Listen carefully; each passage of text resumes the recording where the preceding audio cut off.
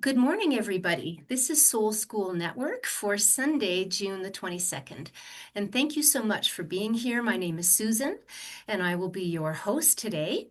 And I have the pleasure of facilitators Kavita and Koryanka joining us as well. They are facilitators with the Soul School Network. And I believe Koryanka is going to lead us in a grounding meditation before our conversation with Dawn Paul. Thank you so much for being here, Dawn. We're excited to hear from you this morning. And I'll give a little intro about Dawn after the meditation.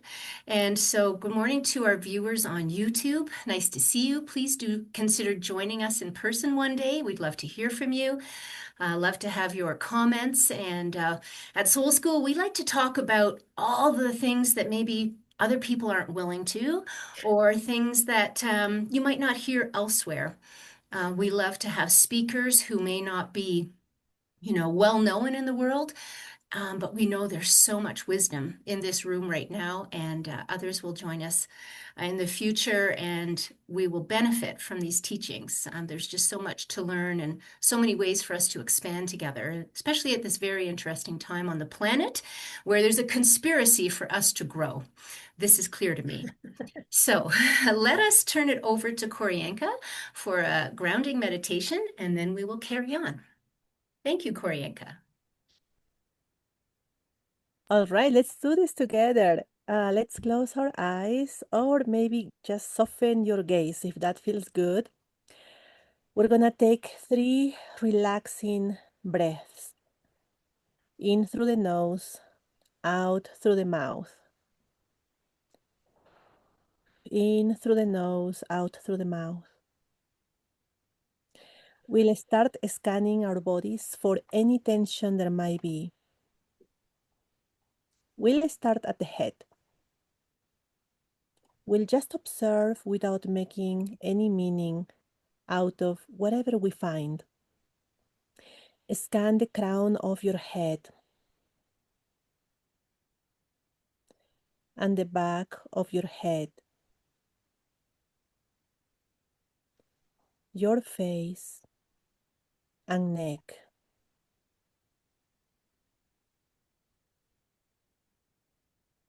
Scan your shoulders.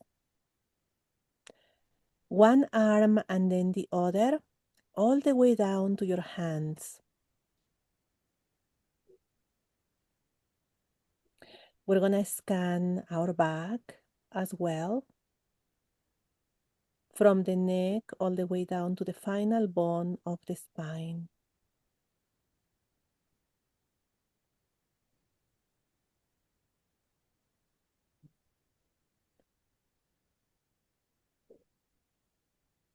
You can focus your attention now on your chest and your abdomen.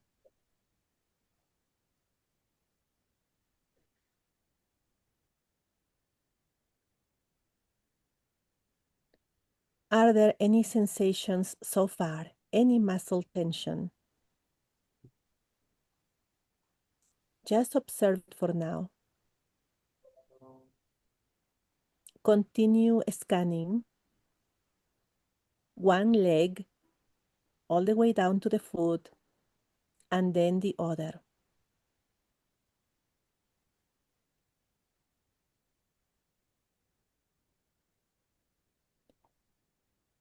Wherever you found tension, let it go gently by visualizing that it is a white cloud that slides down your body all the way down to your feet, leaving your body through the soles of the feet. Perhaps there will be many clouds of tension leaving your body, and that's just perfect. We're letting them go. You can feel good about it. Once tension is out of your body, it will be gone and transformed into life-giving energy.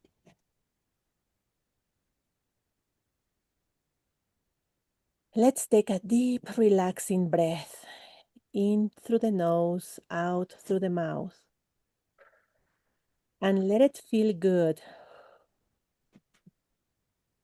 You can stretch your body and make sure you are comfortable wherever you are. You are a beloved child of God and the earth, deeply connected to Mother Earth.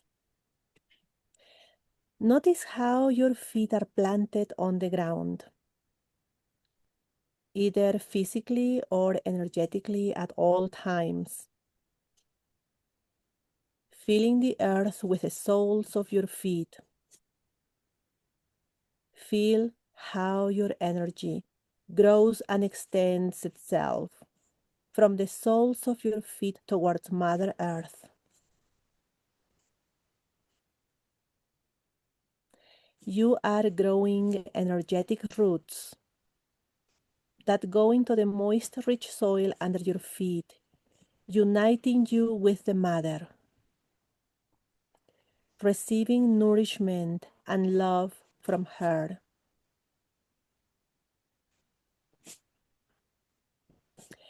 The more your roots extend and go deeper and deeper into the earth, the more you feel deeply grounded and held in love by Mother Earth.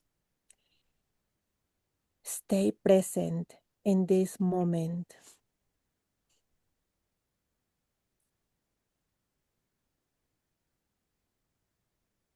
You can feel it.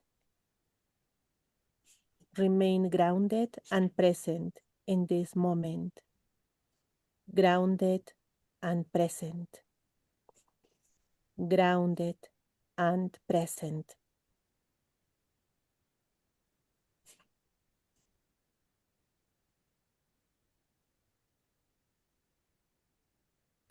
You can gently go back to your breathing, in through the nose, out through the mouth. In through the nose, out through the mouth. And one more time.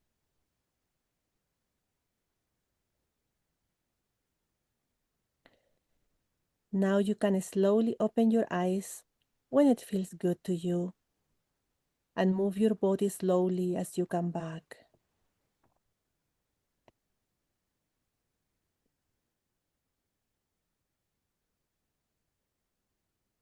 So lovely. Thank you so much, Korinka. That was beautiful. And isn't it nice to be able to take this time together and quiet our minds and become present for this wonderful conversation this morning with Don Paul. So thank you so much, Don, for being here. And I will do a little introduction. Let's just see here. So, at the age of 3, Dawn knew without doubt that she was not from this planet. Struggling with life and health issues, at 16, she started her spiritual search, but her path and purpose eluded her until at the age of 39, Dawn received an estrella, an initiation and vision from the holy mountain Machu Picchu in Peru. In this vision, she was instructed to follow the path of the shaman. 21 years later, Dawn continues to work as a shamanic healer worldwide, helping clients, which are 95% Starchild, to heal their past, return to wholeness, and learn how to enjoy the present moment, enabling them to go on to create the lives of their dreams. Dawn is the author of A Healer of Souls. It's in 2012, available on Amazon, and will shortly be publishing a book solely intended to assist star children. She is based in Nottingham in the UK and is a fellow of Nottingham Trent University. So welcome, Dawn. We are delighted to hear from you this morning, and I would like to turn it over to you, please. Thank you very much for a lovely introduction. It's lovely to be here and to be with you all today. I think that it would be nice in the main for us to talk together, to be together, and please feel free to ask questions. Obviously, you have a little bit of background about me. I think I'll probably just talk a little bit about the Starchild stuff. So obviously I had the Estrella, the Vision and Machu Picchu in 2004. In 2005, I met a literary agent and she asked me to write a book about the experience at Machu Picchu and also my life and my work. Which I did. However, I was extremely busy with clients. I was working 7 days a week, had 5 people a day. So the writing was sort of squished in between midnight and 2 a.m. So it took quite a long time, during which my time with my father was ill. And then there seemed to be like a lot of resistance. So the deadline came and went for the book. And I'd written the book with each chapter in 3 stages. So there was a little bit about my experience of a certain topic, a little bit about a client's experience of a certain topic, and then kind of spiritual notes, if you like, on the rest of the topic. And I'd written about all aspects of my life, apart from perhaps the one that has had the most impact, that of being a star child. So, and I was very resistant to that because when I realized at 3 that I wasn't from here, I thought that I was the only one. I didn't realize until I was 33 that my parents were the same. And then gradually, clients came and started telling me, about similar experiences. And I thought, God, they're Starchild as well. But I thought it was just a very, very few. So I was very reluctant to put the chapter in, but the book would not be published until that chapter. I knew Spirit weren't going to let it be published until that chapter went in. And I got over the fear, I think, of what people would say about that chapter. The book came out in 2012, and of course it was that chapter that had the most effect on people. I had messages from all over the world, from people saying that they finally recognized themselves, they understood themselves. And then from then on, it was like the taps were turned, and I was just flooded with more and more star children clients. And that has continued 21 years now. So here is the book, Healer of Souls. Handily, I have it with me. And it's chapter 2. There's a little questionnaire in there about star children. And oddly, I didn't get any negative feedback at all. And so work has continued since then, 2, 3, 4 clients a day. But then in the last, I would say probably 18 months, I've seen a dramatic shift, because when you're working with star children all the time, you hear the same thing all the time. They all seem to be having the same experience at the same time. And then in probably the last 18 months, I've started to hear things like, I can't do this anymore.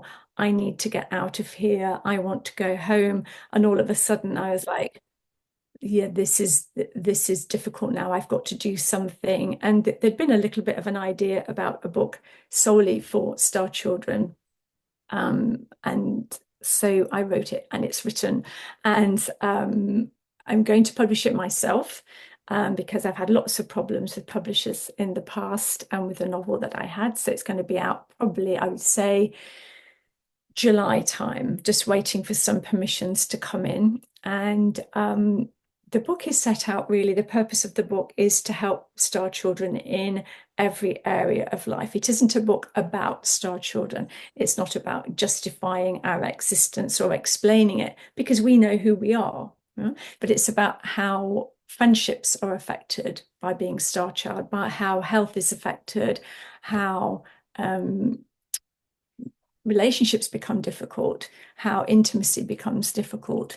So the book's really going to hopefully help us all, our little star child family, to it's called A Star Child's Guide to Life, to help them to know how to live in this world. And of course, we have come here to bring the light of our beingness to this earth to be the conduit between heaven and earth. And of course, so many star children come into difficult life experiences and then move into victim consciousness and stay hidden from the world, kind of depressing their light, reducing it like a dimmer switch, dimming it right down in a bid to fit in, and to be accepted. And of course, we need really now to stand up and to be seen. But because we've been Starchild in every incarnation here, we've been drawn to lifetimes whereby we've been persecuted.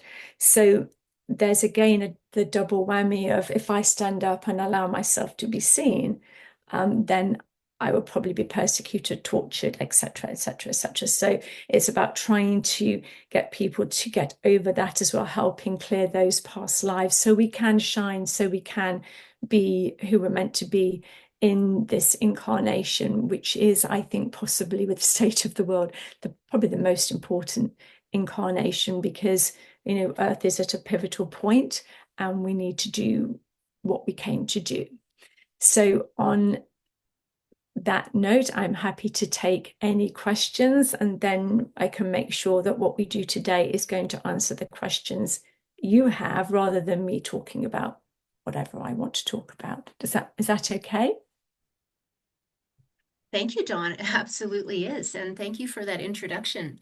It does bring a lot of questions to mind. And I guess, one that just comes to mind for me is, you know, I wonder if people are reluctant initially to self-identify as a star child, for the reasons almost like you didn't want to put the chapter out. It's like there's some kind of, I don't know, if do you do a profile for people to say this is, how you can self-identify, Yeah. instead of just thinking, I think I'm a star child, but I'm not, like you said certain things that help me relate to it, but maybe you could expand a little on that. There's a little questionnaire in the book, just yes, no. There's going to be an expanded one on the new website that's going to accompany the Starchild's Guide to Life. So we're going to do a website to accompany the book. And there's also one on my website on the blog article as well, because I think the only way I could get that chapter in the book was to do the questionnaire. Does that make sense? It's like, don't read this chapter unless you answer yes, because it's not going to be relevant to you, And but I think it helps a lot of people recognize themselves. And I think that when I speak to clients, and kind of gently bring the subject up, I'll say, have you ever heard the term Starchild or Starseed?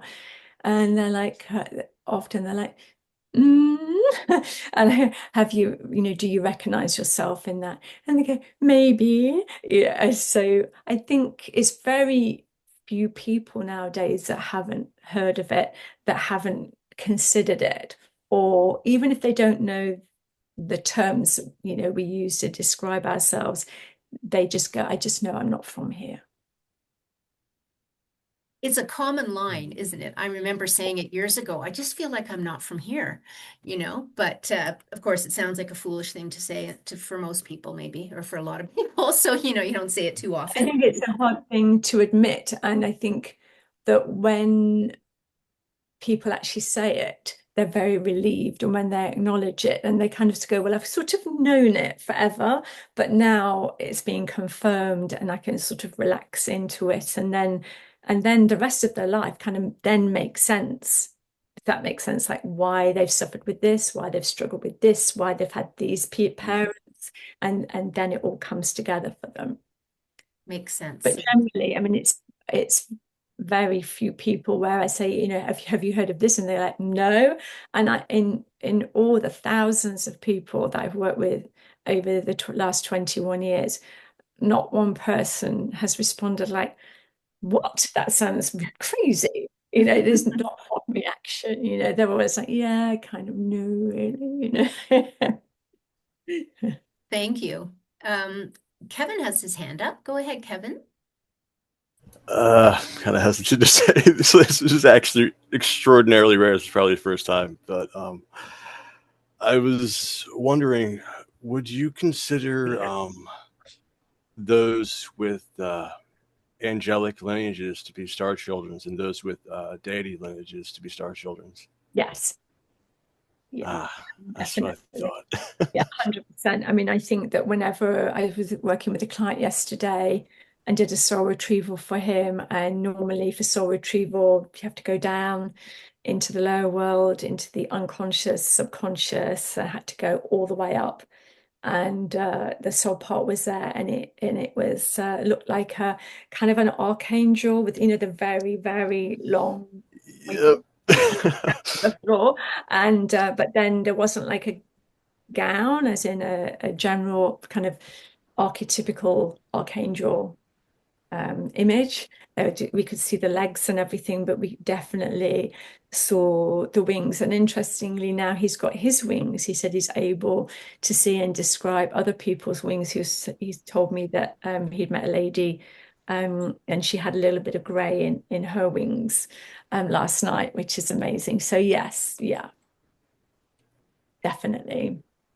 Kind of makes it hard for me to do certain things in this lifetime because I know like my lifetime would have been in like a certain way, but then I was actually told that God intervened in this and changed my destiny so that I would create like a higher path for the earth in this lifetime. I noticed like every time I'm sent to the earth, it's not my choice. It's always for the good of the people. And this like theme reoccurs over and over again. So it's like when you were talking about people saying, wanting to leave, wanting to go home, like the pain's too great. Like I couldn't help but like do that squinty eyes comment in the chat because like I'm like I know exactly what that's like. I'm like at that point now. Like I've gone But through so we all much are. already. I think we all are. And I think one of the reasons that we are there is because this has been a long slog. I think we've been here around 60,000 years now, having this tranche of lifetimes here, because we are kind of like wanderers, so we don't just come from there to here.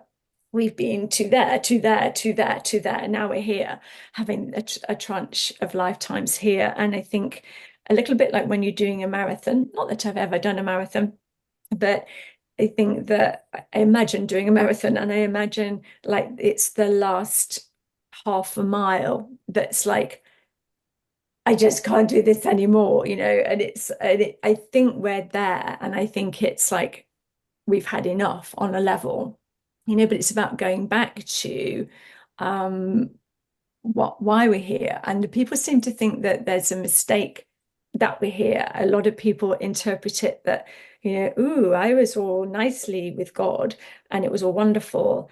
And then I was sent down and I was abandoned, and now I'm here and it's like horrible. And God has abandoned me. And it's not that at all. It's like we're never abandoned, by the divine. And I think, when you're saying like I didn't have a choice, I think we do have a choice, but Oh no, I have a choice. I know. It's just I'm you have a choosing that other choice, yeah, but path. we're choosing with the soul that knows that we're eternal. And I was told that I was just under 4 billion years old as a soul. And but from wherever I'm from, that's the equivalent to about 27. So that not that old, which probably explains why I'm quite immature I for keep six. Um, wanting to but say this, but not interrupt. In regards to that lineage and everything, like I know who and what I am, uh-huh. but I'm not sure if I should like bring that into this world at this time. Like, am I supposed to embody myself as, for example, like Kevin, who's speaking now, or the higher angelic self, or like the deity kind of stuff that could really change the world? I mean, I've already lived those lives, so like, is that something I'm supposed to be, even though that is me being my true self, or should I just pretend to be like this? Because it's awkward because my energy and everything changes regarding like how much I embody myself, basically. What I'm trying to say is, But you're hiding. Yeah. Well, I think this is yeah. this is a point for the And I talk. keep being told like it's not time yet for me to do this. Like every time I go to do it, myself restrains me, or like God like throws something into it, so that I don't do that. And I know it has a lot to do with like the things that are going on in the world. Like it's not time yet for the light to show or whatever happens, so that the world doesn't change, so it can still do what it's doing before it gets to that point. If that Okay. makes sense. I think there's probably, two parts to that. So as I said before, I see us as conduits between heaven and earth. So we're bringing divine light down from the heavens, through the body, through the feet, into the earth. So we're bringing heaven to the earth because the earth needs it. And then while that energy is coming through, if you imagine like your chest is like a lighthouse, yes? And so that energy radiates then out into the world, and it's a never-ending supply of energy. So a light, so it can't run out, it can't exhaust you. So there's making sure you're doing that, because now is the time that that is needed. Because I think if we all, I think the amount of the ratio of star children is calculated so that there's so many of us here. If we all stand up and be the light that we are, that was going to neutralize a lot of negativity in the world. Yeah, that was what I was worried about, And because I know the balance needs to be kept but for then I freedom and think that choices. maybe there's a purpose, because we apparently, when something happens, there's like I believe that we have like a little program in our hearts, and when something happens, we're going to know exactly what we're meant to be doing, and then when we know that, that is the time to do it. So it might not be the time for you to do the thing that is your specific purpose, if that makes I don't know why I'm saying sense. this, but I feel really important to say this right now. Okay. I've been ripped through so many timelines while I've been in this lifetime.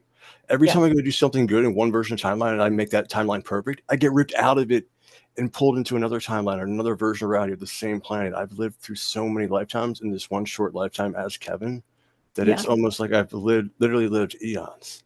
I wasn't going to say that, but I literally couldn't You hold it have back. lived eons, yeah. But if you look at the context of it, this is what's But important. just in this like body as Kevin, not like my other lifetimes. I mean, like literally physically on Earth as Kevin, the eons are passing. Yeah, but I think probably the same for all of us, yes, because we're constantly being refined. It's like we're constantly having things come up. We're constantly moved here, there, everywhere, new iterations of ourselves. But ultimately, we have to look at our lifespan. And as I said, apparently, I'm around for just under 4 billion years old. So then, if you look at just say this, so this 60,000 years here is exhausting. Now, to us on the soul that's here. Yes, it's like, oh, when is this going to be over now? Yes, that's where we're at, the last mile of the marathon, I think.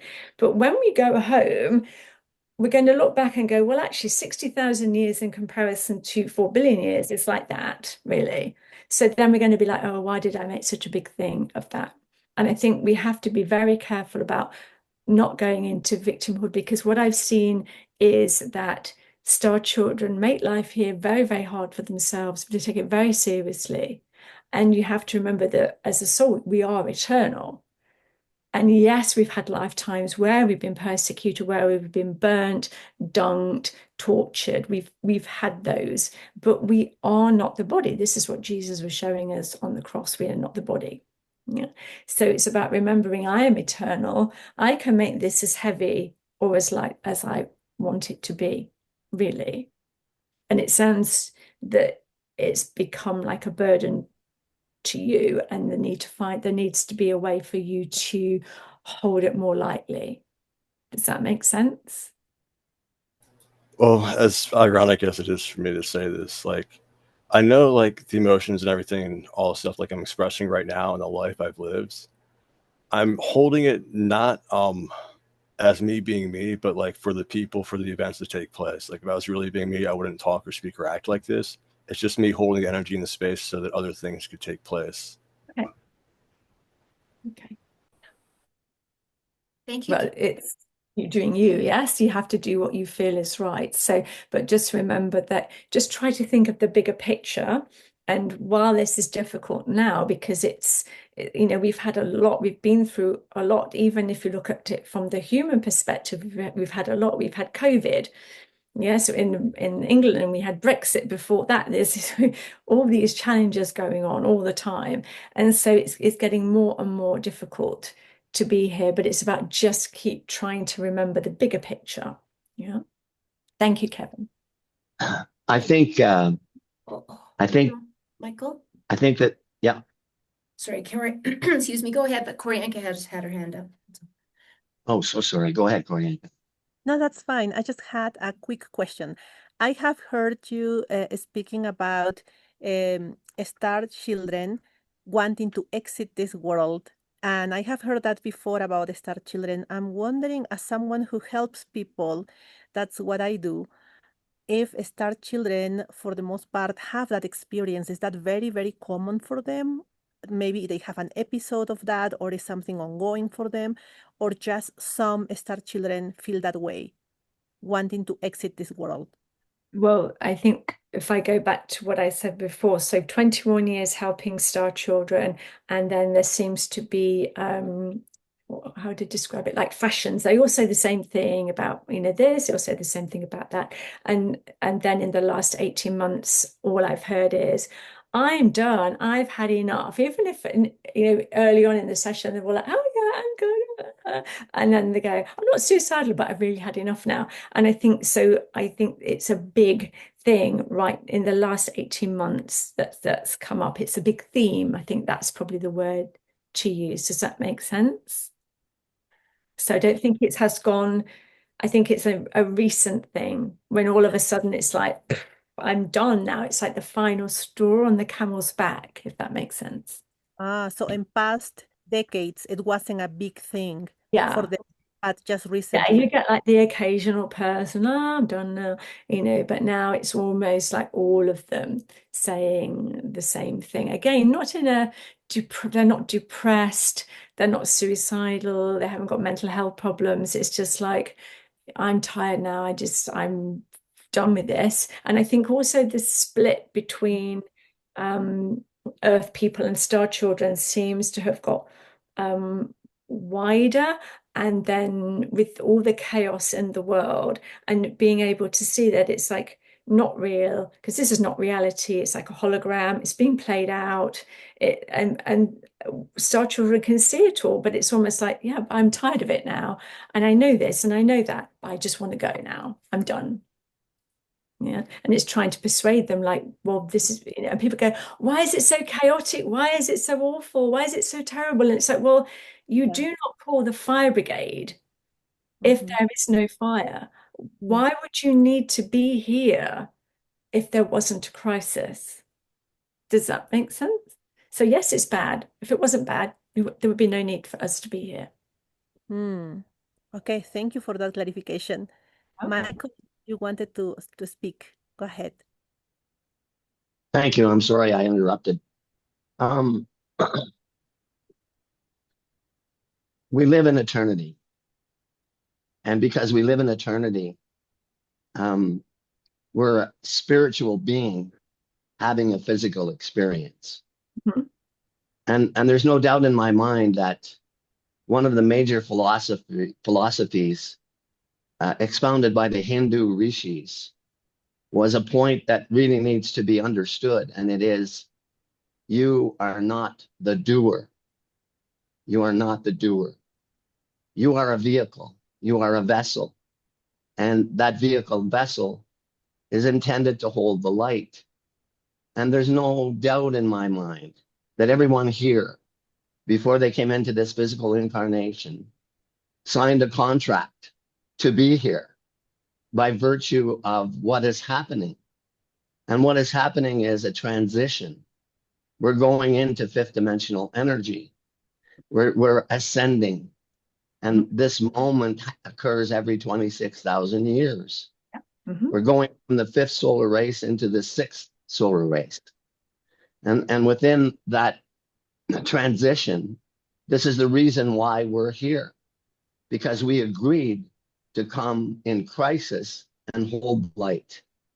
And whatever gets visited upon us are simply taps on the shoulder, whether it be illness or a personal family crisis or whatever it might be. I see it as a tap on the shoulder from your guides, from your spiritual guides, from those who are in eternity, guiding you to make sure that you fulfill the contract that you signed before you came in. So holding the light is the most important aspect of it all. And yoga means union with the soul. So that in essence, my job is not to be a lawyer or my job is not to be an operator of a daycare center. My job is to hold the light. My job is to cast the light and to understand what's visited upon me at a deeper level, to understand it at a deeper level, so that I can grow. And we're constantly growing within that light. I mean, I've had the personal experience of being very ill for the last 6 months, to the point where you could say, well, it was touch and go. I could have been gone or I could be here. And the whole experience for Susan and I was really deep and profound, because it was just like what I said. It was a tap on the shoulder, and it was saying, reevaluate what you're doing and reevaluate where you're going. And I looked upon the experience as being that message. That message was loud and clear. And it's all about being in a situation of understanding that the mantra of unification that we say all the time has this beautiful line: let the soul control the outer form and life and all events, and bring to light the love which underlies the happenings of the time. That's it. That's the mantra. All these people here, they're all sky children. We all come from the sky. We all come from a system, and we made a choice, and the choice is now. And we're here because of this grand transition. And so digging deeper into self is the journey. Thank That's you. all I wanted to say. And that's beautiful. Thank you. And you're absolutely right, but you are talking with a level of spiritual awareness. The situation for most star children is that they, because we're already advanced, we incarnate into very difficult childhoods. There is often for star children an experience of some form of sexual abuse. That the child or young person then closes down, then reduces their light down, then reduces it further down to try and fit in with everybody else, and is not shining their light. They're in a victim place, so they aren't doing what they came to do. So my job is to heal those things that keep them down, that keep that dimmer switch down, and get them to turn it up to the maximum. Yeah. So with our souls, we sign the contracts. Yes, I will come, I will help the earth, I will help humanity, and then we incarnate. But then the ego mind then starts to take over, and it's like, oh, why did my dad do this? Why did my mum do this? Why did he sexually abuse me? And then the ego mind then is in control, not the soul. Not, I'm here, as a soul, I am eternal, I've come to bring my light. That's the way that we should be thinking about it. The ego mind doesn't want us to think about that. It wants us controllable. It wants us living in fear. It wants us small. It wants us hidden. If we could lay on the sofa, for 96 years and then die, it would be extremely happy, So it's a counter to our spiritual development. And for a lot of the star children that I see, they are very caught in on that level. So yes, you're absolutely right, but you're at that level of understanding, and majority of people are still being controlled and governed by the ego mind. Does that make sense? Thank you, Dawn. It sure does. And I want to ask, would you agree that I'm thinking anyhow, around the last 18 months, and people are tired, is in relationship to the idea that this star child came in for a life of service, and so on some level has been serving in their highest possibility, not always, but I mean, my favorite mantra is a life of service is a life well lived. And so, this is how I view my life, and it can be exhausting, and so I'm imagining this is what's happening over what you're seeing in the last 18 months. Well, I think that the star child's role is to serve the light, but remember that we've served in every lifetime here prior to that. So let's use the 60,000 years and all of those lifetimes. We would have been drawn to the truth. We would have been drawn to healing, to helping, to service in some way. And we all know that those kinds of people, the witches, the shaman, the seers, the oracles, the prophets, the priests, have been persecuted throughout time. So what we've got now is star children that have been through those lifetimes come into this lifetime. Let's say I think it's probably the most important incarnation because of where the earth is, as Michael was saying. And then they're like, yeah, I did that before, and look where it got me. Tortured, burnt on, this, that, the other, betrayed. So the persecution energy in star children is immense. So it's like, well, I'm not going to let that light be seen, because I know what's at the end of that. But again, they're thinking of themselves from the perspective of the ego mind, as in, I know what happens to the body. And it's trying to get them to go, yeah, but look at you're, when we do past life work with clients and they're like, oh, this happened to me, I was tortured. And it's like, yeah, but look at you now in 2025. So you go on, bodies will change. But it's so, I think the accumulation of those lifetimes and we all have past lives, but I think because of the routes that we have gone down in those lifetimes, the persecution, the betrayal, very, very high. Yeah. So we have massive past life trauma. And then instead of coming into this life, in all our radiance, it's like, yeah, I'm just gonna like hide here. And a lot of people, they won't even leave their houses. Some people won't leave their bedrooms. So it's about persuading them that yes, might have happened, but nothing. As Michael was saying, you're an eternal being. You actually have a beautiful rainbow over you. I can see that on your face. So Well, it's about putting that into trying to get them to see, this conflict between the ego, mind, the soul. Yes, that may have happened. That might have been the result of you standing up. So now it's like, well, I stood up and now I'm not going to, because they're trying to avoid those things happening. Yeah. Oh, yes.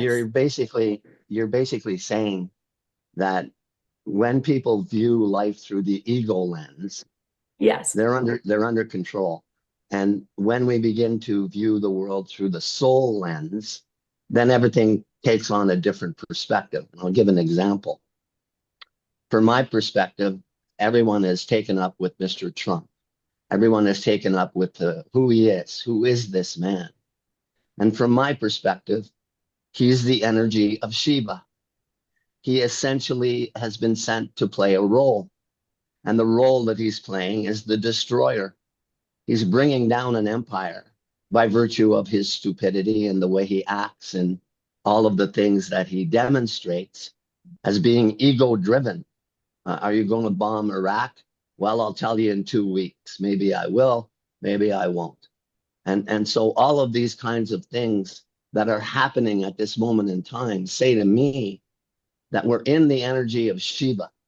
And the energy of Shiva is to bring about the destruction of what's right in front of us, which is ego driven. Everything is ego driven. It's greed.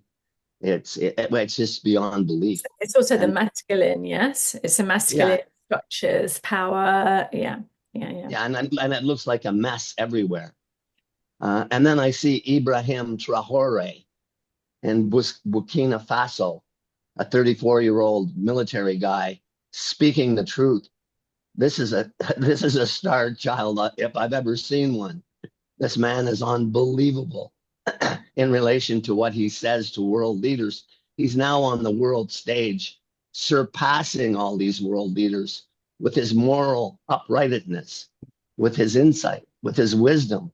It's unbelievable to see, to have a look at Ibrahim Traore, look at some of his videos, and you'll see a star child. You'll see someone who is operating from his soul. And you'll see someone who's fearless, unafraid of showing the light, here to demonstrate at a very young age, 34, much wisdom. And it's unbelievable to me that these world events are happening right in front of our eyes. And you basically can find exactly what you're speaking about, which is get rid of the ego lens, go on a search for your soul, find your soul, go yoga, union with the soul, and you'll see way differently.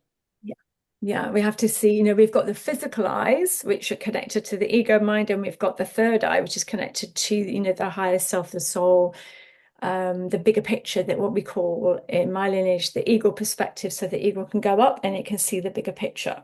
So in that sense, it's about, moving away from fear. Jesus wasn't on the cross, shouting and screaming, I've only done good things. How dare you do this to me? Because he knew who he was and who he wasn't. But one of the biggest issues for star children is not necessarily the torture and the dunkings and all those sort of things. It's the faith that they have, the connection that they have with the divine, and the conviction that when these things are threatened, the hangings, the dunkings, the torture, they think that no, but I'm always on the side of the light, so I will be saved. And then they expect that when they're being lashed to the stake, a great big hand is going to come down and then go, that's going to save you, from that. Let's save you from that. And the biggest issue for them is that the fact that that doesn't happen. And so the main problem is, yes, the ego lens, but the main problem is, well, in that lifetime, I helped everybody, I healed everybody, I saved everybody, I did this, this was the outcome. But, look what happened to me, and he abandoned me. And that's the biggest problem that they have. And I have to explain, no, he didn't abandon you. He doesn't need to come down with the big hand to take you up. He didn't do that for his son, Jesus, yes? So he doesn't need to do it because he knows you're automatically going back. But that perceived betrayal, that skews the relationship with the divine, and that creates like a shortcut, well, I've done that before, and I served and I helped and I was the light and I followed the contract, but God just left me, so it's about trying to restore that connection as well. That's most of what I do in the healing work. Has anybody else got a question? Because I can go ahead. Yes, thank you. Oh my God. First of all, Michael Swinwood, oh my God, I love you so much, and I'm so happy to see your face. Holy cow, my heart just goes. Susan, thank you for hosting this. And Dawn, wonderful. It's so beautiful to be here and I never would have thought, years ago, you'd be on a Zoom talking about, oh yeah, this is me. And, tiny Sweeney. Um, it's it's it's incredible how, that similarity of all your life, you felt like different from a lot of people, and just learning and growing, and the love and service is so key, and the death of the ego, I mean, it's so bang on. And for sure I'm a hybrid of, I think, fairy, angel, star being. And for many, many years I've had these experiences where I have out of bodies. And I've been on a ship. I went out once and came to a big, massive brown ship. It opened up. It was a rainbow colored walkway. And I walked up and I thought it was skeletons, but when I got closer, I saw it was light, the light through the beings, very big light beings. And then I heard, I am Katumi. And I Oh, believe I've told Michael this, and and then I came back and searched that and realized he was the Mahatma that started he built the Taj Mahal. He embodied Saint Francis, Pythagoras, um and so and then lately I've been trying to come back to that because I get caught up in the earthly, this domain, and then I have to pivot to, all right, who am I? I'm a child of creator. And and sharing the light doesn't like saving the world or helping mean just helping one person. You know, you don't have to be in the world stage, but sorry, my dog's having a little fit. And then another time, I went out and there was a being with a white cloak and a staff with an amber amulet, and his head kept shifting to diamond skull, diamond skull. And I'm telepathically going, do you come in peace? He's sort of like, and showed me a picture of Donald Trump in a blue suit with a red tie and flames below it. And I'm like, what is that? Came back 2 weeks. What does that mean? Lying on the grass, and I heard Phoenix. And then I'm on something, I don't know, a telegram, and I see a picture of him walking by a plane, and 2 steps above his head is written Phoenix circled in red. And I knew, okay, he's coming back. Like, I don't have to like the guy, but like what Michael said, there's a dismantling happening. And what is the truth, right? To see beyond the illusion of everything that's going down. So I don't know. At the same time, I trust no one. You know, I'm just I know I chose to be here at this juncture on this planet. And I used to say, oh my God, I feel like I'm 80,000 years old, man. I need a nap. But I might be a little older than that. I don't know. But it's incredible to see all your faces, and like we're all connected, and it's so amazing. But Michael Swinwood, I love you, man. Every lifetime. I just like I could cry. I'm so happy to see your face. Thanks for letting me waffle on for North America. Thank you, Joe. Thank you. Thank you so much. Oh, wait, I have the question. You know, if you're destined to be like, I mean, do star beings often end up alone? Or I feel like I'm switching timelines because I know a timeline that I was on, and I'm like, you know what? I want the love. I'm ready because I've been the lone wolf for so long. But if are you predestined to be with somebody? Is like, is that, or I don't know, because I know it's all choices, right? Because you can go one way, you're at the bus stop. You know what? I'm going to walk, or I get on the bus. So I always wonder, before we come into this physical reality, are we predestined to be with a certain person? I know we are with certain people for expansion and lessons, but I don't know. Does that make sense? Yeah. I think it's very difficult for star children to have relationships because they tend to attract wounded people.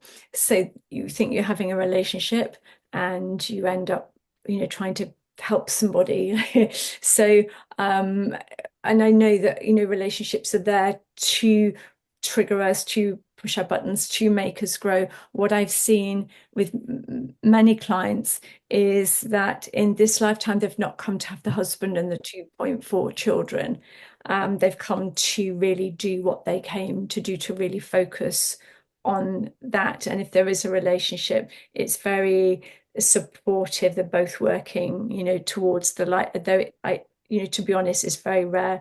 What's also quite common in star children, interestingly, is issues with hormones and issues with infertility. I went through the menopause between 13 and 18 years old at the same time as puberty.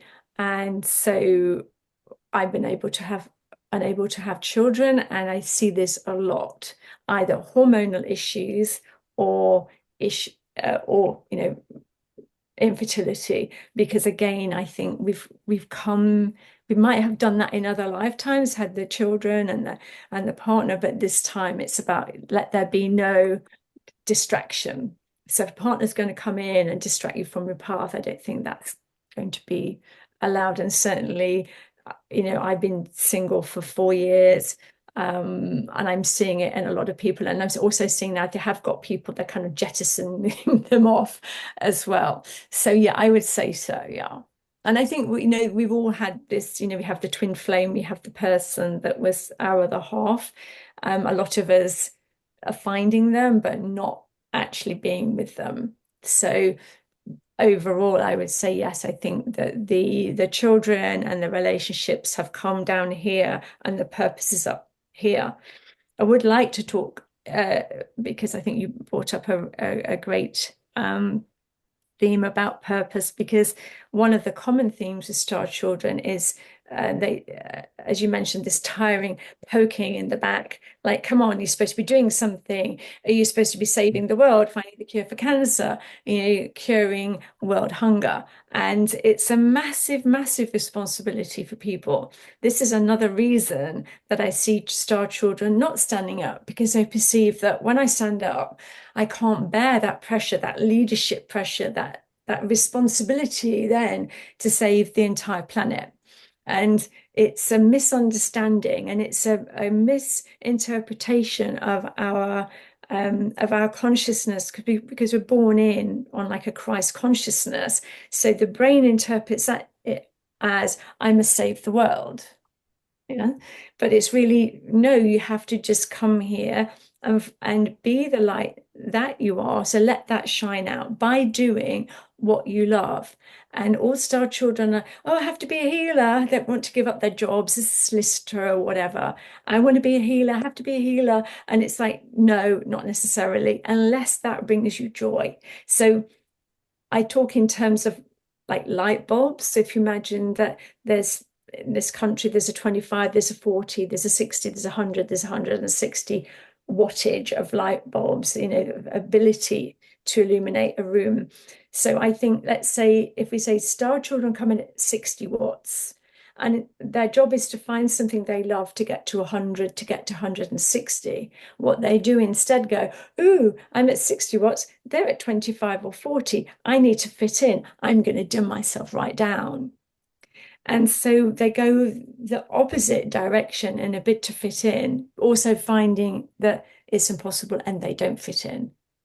Because people are very aware, like, you're a 60 watt, I can tell. It's all changed now with light bulbs and things, but that's the old fashion wattage. But does that make sense? So it's like the pressure for the purpose, and then coming in and then like downgrading the vibration, doing anything they can to reduce their light. But also I see a lot of manifestation of illness as an excuse, or something that's incurable as an excuse to not do what they've come to do.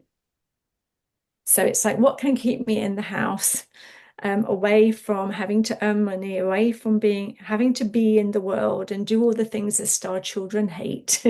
And then, like, let me, I'll manifest an illness, and then I can stay home and hide.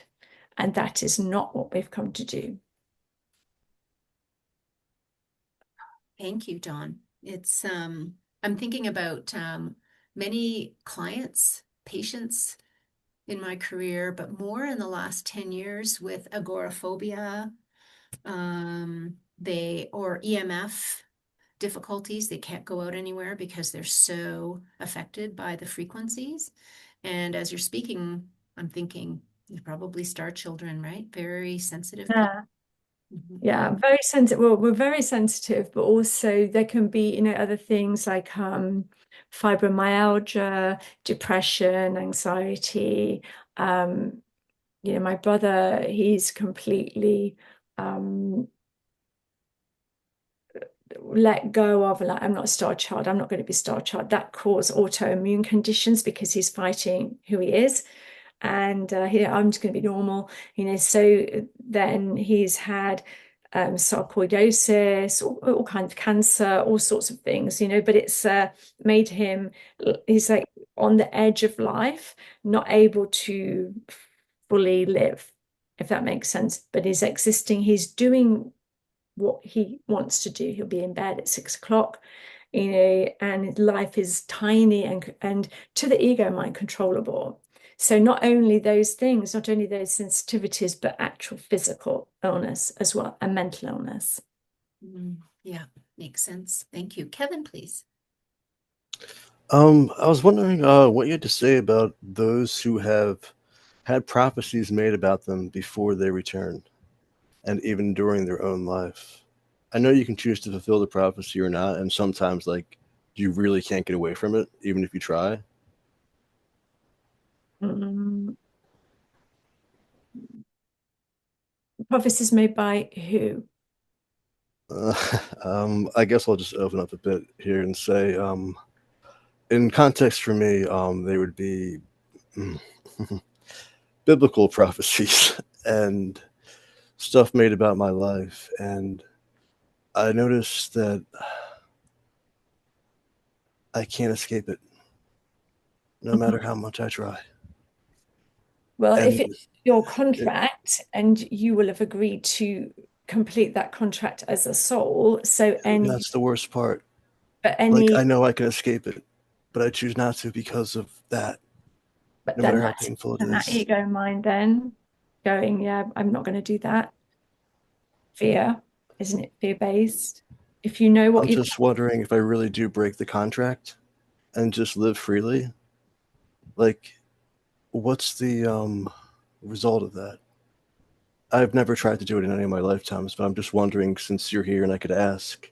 yeah, I'm not 100% sure that I get the question, but I would say that if you're saying that Like, if Jesus Christ came and decided not to do the whole cross thing and all that stuff yeah, and broke that, yeah, yeah. like, what kind of result would happen? I mean, I know the obvious, what people would Oh say, but no. like, Well, the thing is that, you have to remember that we are unconditionally loved. We're all one, including our star family. So we are all one and we are loved unconditionally by the divine. So we're not going to get punished for not doing what we decided that came to yeah, the do. more I ask, the more it sounds stupid because, like, I know there's like every version of reality. So one time, like, they didn't do that or something, but like, Well, yeah, but the thing I is, then can't seem to if express you the have question I'm something to asking. do, you have to then incarnate. And this is why, the star children are like, oh, I just want to go home, want to go home. It's like, well, do what you've come to do. All the time you keep coming here, manifesting an illness, hiding away in your room, then you don't do what you've come to do. So then you're going to have to go, then you're going to have to come back, then you're going to have another go. So if you want to go home, commit to doing what you came to do, and then maybe you get the pass, because obviously the goal is, as the Buddhists say, to come out of this cycle of death and rebirth here, and then you can carry on your evolution elsewhere, I but it's actually know getting for me back here. personally that like I could end this life and I have like another body waiting for me if I do end this specific life, and then I could choose to do what I came to do in this lifetime, that lifetime, or the lifetime after that, still within this time period, but that last time would be the one where I actually have to do it. So that's kind of like why I was asking. Well, I know I you have have, like you some have free wiggle will. room. You don't ever have to do it, but the more you I you know, I you'll know. be staying here till you do it, because that's what you decided that you wanted to. So it's about the completion of your soul's journey. So And if you don't do it in this lifetime, then you're going to have to keep coming back to do it until you do it. So it's down to you. I guess you could say I'm really kind of like half in, half out with the stuff I kind of say because it's like I know and understand where everybody's coming from. At the same time, I keep talking like this, which isn't like what you would expect from somebody like me. It almost seems like I'm really like just watching through this body more than actually in it. And I know the body like since I was a child, I can't handle my energy. Like literally, light beams start shooting out of my eyes, and my eyes can't handle it. But the problem is that, most of our children, they're not grounded, and we also have a lot of problems with the absorption of iron as well. So that's something that we all need to look at, get a blood test, check your iron levels, because this can give us energy problems. But we tend not to be automatically grounded because we're not connected to this planet, because it's not our planet. So it's, kind of manually ground, get into your body, and then physical symptoms should be easier, because the body is not going to be comfortable if you're not grounded. You're meant to be in the body. Okay. the word that comes to mind is surrender, Dawn. A lot of Yeah, surrender. surrender. Yeah. I mean, Surrender. the thing is, it's about realizing, so many star children go, I didn't want to come here. I was made to be here. And it's like, no, no, you weren't. I really think like God was like, oh, look, Earth's going to go through this process now, as Michael was talking about. Need some volunteers. And in that state that we were at, we could, we could go, yeah, yeah, I'll go. I And actually had that conversation before coming into this life, literally with Archangel Michael and yeah, another one who was beside me, saying, like, you don't have to do this right now. You don't have to. I don't remember making the choice, but that was the last feeling I got before I came here. He just I'll mentioned go and do it. it. And then really what happens is, as what I've seen with soul retrieval and soul loss is, as we are incarnating, it's almost like then we start remembering, like, oh yeah, I remember Earth.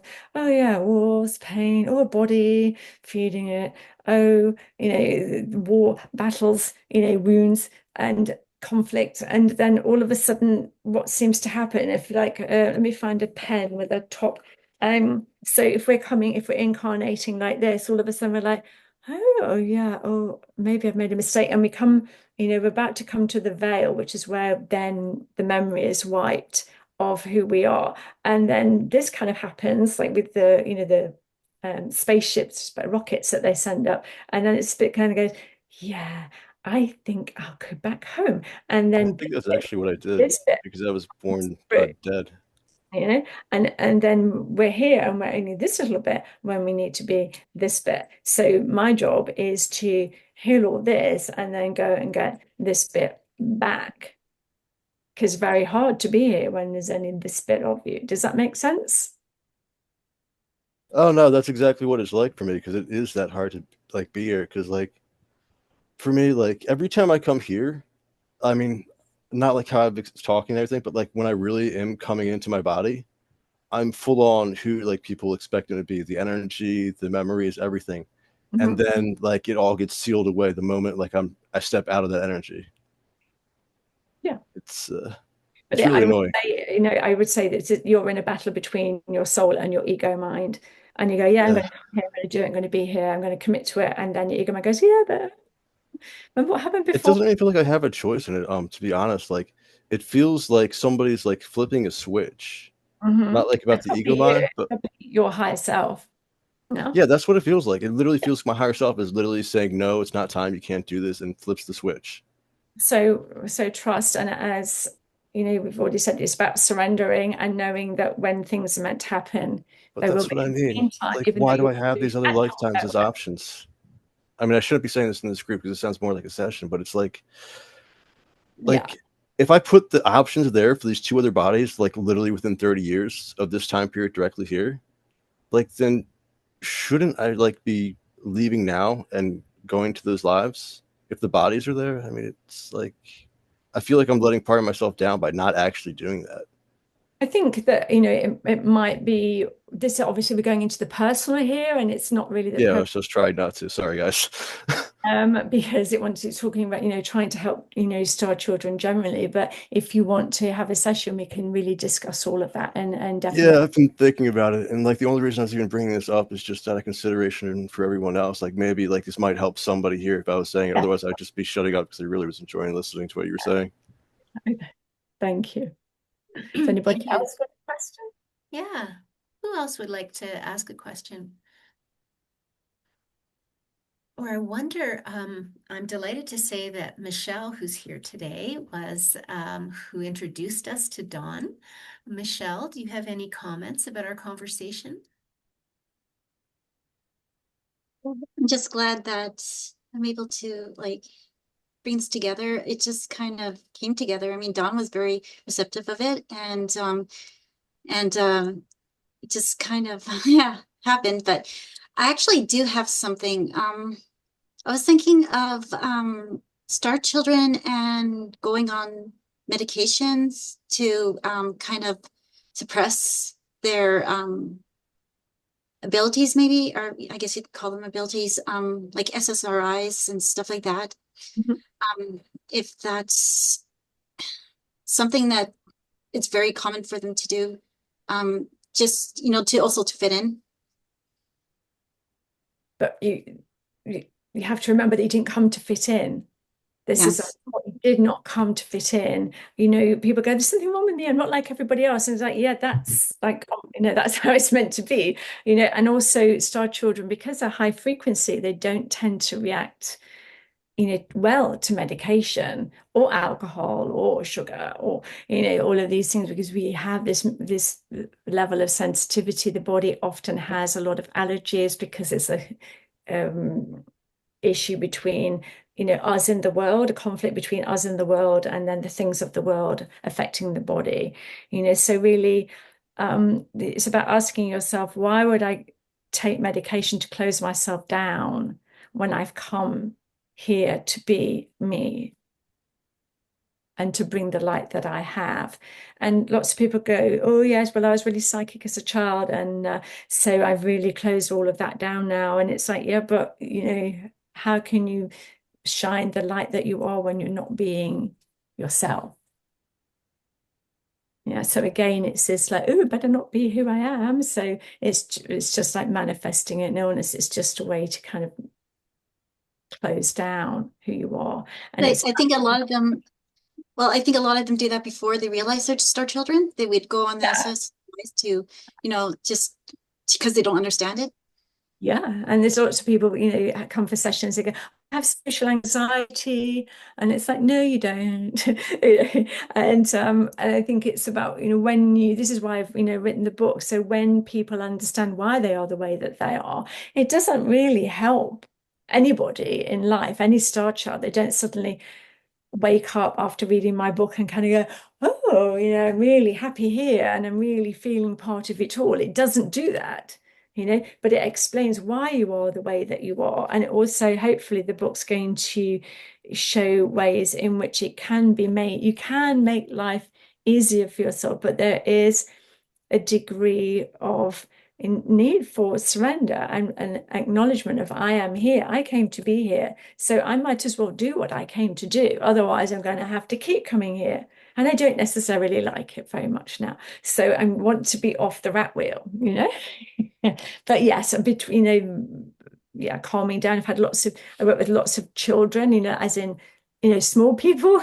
And they have struggles at school and they're kicked out of school. And I had one guy, he was expelled from a number of schools, but when I worked with him, he'd been the ruler of some universe, and he knew it, as even though he was now in a body, and the frustration levels were like immense in him, and he was like, the teachers are rubbish. And he'd stand up in class and go, that's not true. And he knew all these things. And they were like, you're disruptive, get out my class, and his parents like, don't keep getting expelled from school. But, when he understood, well, this is why you're struggling. And he was like, oh yeah, I get it now. But by the time I got to him, he was like 18. But I also worked with some, I've worked with a little girl of 8, and they are amazing. And there's so many more star children coming through now, so for the people of 80, I think it's like a pyramid. There's like not many star children, and then more, and now lots, because we need that light coming in now for these times. Does it help? Yes, definitely. Thank you, Dawn. What would be the youngest that you might work with a child? In the womb. I've worked with a child in the womb. Beautiful. Because he was struggling. He was like a absolutely magnificent being, magnificent soul, but in this little tiny body. And he was really, really struggling. So, and his mum picked up on it. She was Starchild. And so it worked on him while he was in the room. Beautiful. Thank you. Any other questions or comments for Dawn? Dawn, I'm wondering if you could put your, at some point, put your website in our chat, and also perhaps, and if that's how people can contact you, I that have a would be very question. helpful. And go ahead, Celicia, please do.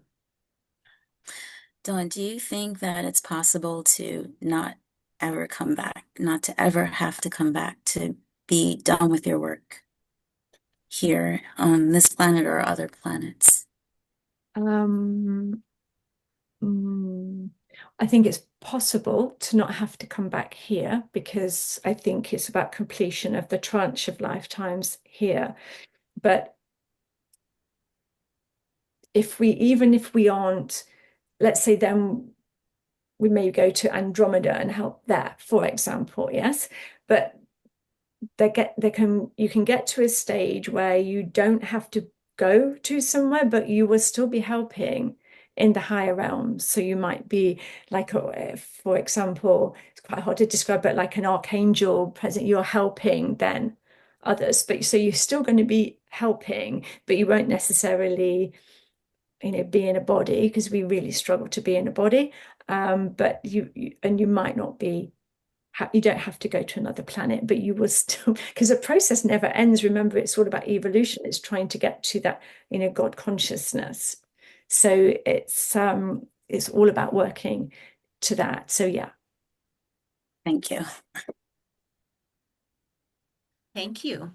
Well, we are at 17 minutes past the hour, and I would like to be so, respectful of Dawn's time and everybody's time.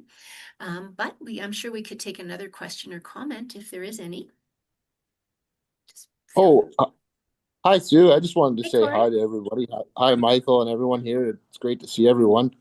And Dawn, I did dive in a little late here, but when I listened to you describe what it means to be a starseed, that deep, persistent feeling that you don't belong here, I can't help but to think, that's exactly how it feels to grow up as someone from a nation that's been written out of existence.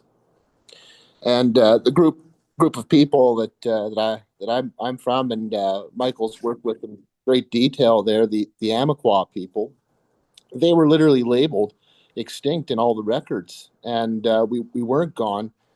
We were just inconvenient. And you grow up feeling like a ghost in your own homeland, and like there's this language you're supposed to remember, a purpose you were meant to carry, but no one around you sees it. And that spiritual homesickness that people call starseed, we have a word for that as well. And for us, it's in prophecy. And the seven fire prophecy, it tells us that there would come a generation lost and searching who would feel called to recover the teachings we were told. So if you're lucky enough to feel out of place in a broken system, it means the sacred fire is still burning inside you, even if it's small, even if it's flickering. And when I hear people say that they've always felt like they're from somewhere else, I certainly don't dismiss that. But I invite them to a possibility to go even deeper, and that maybe you're not from another galaxy. Maybe you're also just from a truth, that hasn't been recognized yet. And many of our ancestors believe we come from the stars, absolutely, and but they also believe we came here on purpose, not to escape Earth, but to restore it. Yeah. So I just say to those listening, if you feel like you don't belong here, maybe it's not because you're too different. Maybe it's because you're here to help us remember who we were. Absolutely. And really what we're trying to remember is that ultimately we are all one, and we're all part of the creator. And that's what we forget. Yeah, exactly. And Michael, I'm so glad you brought up Abraham Tahori, because I've been doing a lot of research on this gentleman. And you know this what we're seeing in Burkina Faso, it's bigger than just geopolitics. It's a signal, a shift. You have this 35-year-old leader refusing to kneel to colonialism, and he's speaking the voice of prophecy. He's invoking spirit, land, dignity, and people, especially the young. They're all listening. They're all listening here. So, if folks listening, you're still wondering, what our role is in this, and you just look at who's rising. You look at the young, you look at the dispossessed, the so-called extinct, the uninvited, and that's not a coincidence. I think that's the fire being lit again. Thank you, Nice. Corey. Thank you. Thank you. So insightful. And indeed, Michael and Corey and the Amiqua Nation work closely together. And it's been a great inspiration, really, to see the resiliency despite all the oppression, and to be a ghost, to be invisible, in your own land. What a tragedy. And I think Don would agree, nothing's against us. You know, life is for us. We've got to watch what we do. And obviously Corey is a warrior, as is Michael. And I believe on some level, star children. And maybe you would agree with that, Don. We're here to do things that aren't often easy. And we're doing it. Well, absolutely. And I think also, there's a lot of mirroring going on. So I have a lot of clients that, talk about this homesickness that was mentioned. Sue. Sorry. And, even if you're born in the country that your parents are from, and there's still clients that have that homesickness. I've had many clients that almost have a career of living in a different country, in a different state, then another country, and they're trying to find their home. And so the mirroring is that we are already homeless, we're already adrift, because that's the bigger picture, and then it gets mirrored here. But that sense of not belonging is here, even if you're born into the place where your lineage is from. So it doesn't matter if what you're born into, you've still got that feeling of misplacement, because of course we are, and because we remember home. I remember my star family, and so many clients say that they feel like they've been dropped off here and abandoned, and left in this very difficult place. And that's very difficult on a soul level as well. But it's realizing nobody's abandoned us. We were always meant to be here. We're always signed up to come here. It's so interesting. And from our side, from where I come from, we understand, and what I've come to is understanding life not as linear but as layered. You don't just live once. You live many times through many forms, but always through the same core thread. And we call that blood memory. But really, if I could explain it, it's a singularity, an ancestral point of convergence that exists outside of time. And if you imagine it like this, there's a single moment in your lineage where all versions of you, past, future, simultaneous, collapse inward and outward at once. And that's your original fire, and that's where your responsibility begins. But also remember that you have a soul contract for each lifetime. It's like, what do I need to learn in this lifetime? Because we're also here for our spiritual development, for our growth. So what you will see is, in maybe 100 lifetimes, the same pattern, but in slightly different ways.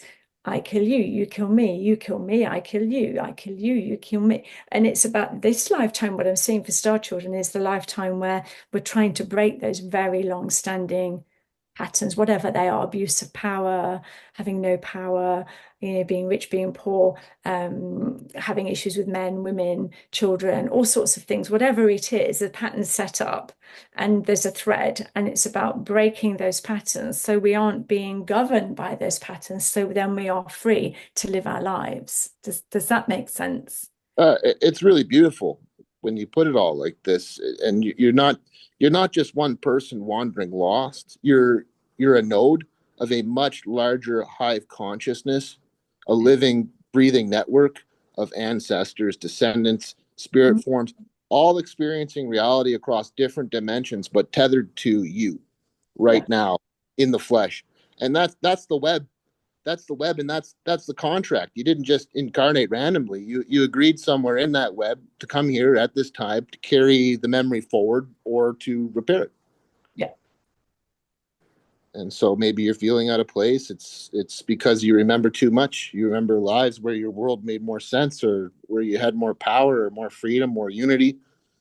And that's kind of the twist. You're not meant to escape this one. You're meant to, I guess, the way we see it, to integrate it. this is what I'm saying to clients, you're here and you are in a human body. And for star children, that's very difficult having a human body. We've got the sensitivities, we've got allergies, we've got, all the things that we pick up on. I remember being 4 stone till I was about 16 because I was like, what is this thing dangling from my head, And, star children have problems with food. They have trouble with, having to shop for food, prepare for food. It's like, why do I have to feed this thing? Why do I have to clothe it? It's like a heavy flesh burden. Yeah. But it's about realize what I say to them is, all this yearning to go home. When you do go home, you will not have a body. You will be like a energy, just energy.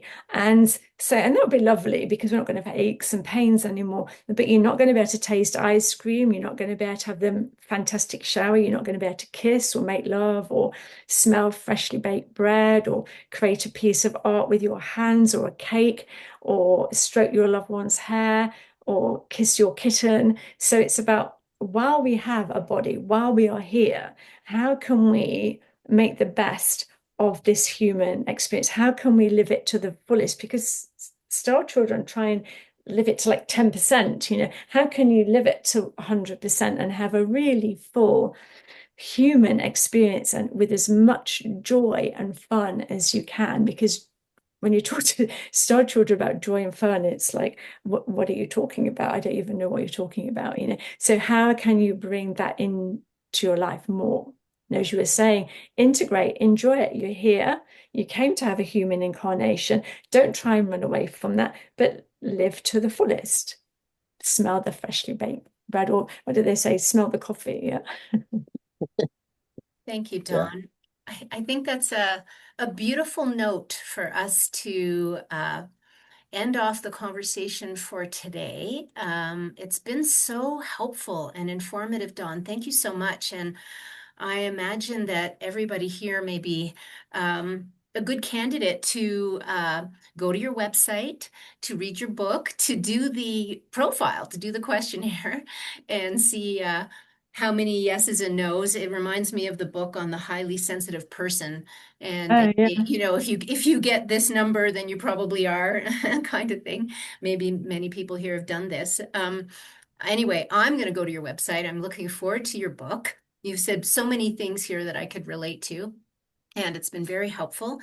And so please do put your information in the chat if you can, so that we can reach out to you. I have just put in the chat for people who might be interested in the Self-Realization Fellowship World Convocation. It starts today. It's online. It's free. It's the beautiful teachings of Paramahansa Yogananda. And so this may be of interest to you. And yes, so we're very grateful that you chose to be here today with us. I know there's many choices for people online these days. So we are grateful for that. Please do go to our website. We welcome your support, your donation, your or ideas for speakers. We'd like to be an open, inclusive community looking to expand our consciousness and be of service. Of course, this is always the goal. And on that note, we'd like to close with the mantra of unification, which I have taken over reading when Michael didn't have a voice for us for a while. However, Michael, would you like to say the mantra of unification, honey? I'd be delighted. Please do. Mantra of unification. The sons and daughters of men and women are one, and I am one with them. I seek to love, not hate. I seek to serve and not exact due service. I seek to heal, not hurt. Let pain bring due reward of light and love. Let the soul control the outer form and life and all events, and bring to light the love which underlies the happenings of the time. Let vision come and insight. Let the future stand revealed. Let inner union demonstrate and outer cleavages be gone. Let love prevail. Let all humanity love. Miigwech. Beautiful. Thank you, Michael. Thank you, everybody. Get you, And Miigwech. thank you, Dawn. This has been a wonderful conversation. You're And welcome. I Thank you to me. appreciate you. Thank you. So have a great week, everybody, and see you in a couple of weeks. Please reach out anytime. We'd love to connect with you. Bye Thank for you. now. Bye-bye. Bye. Bye.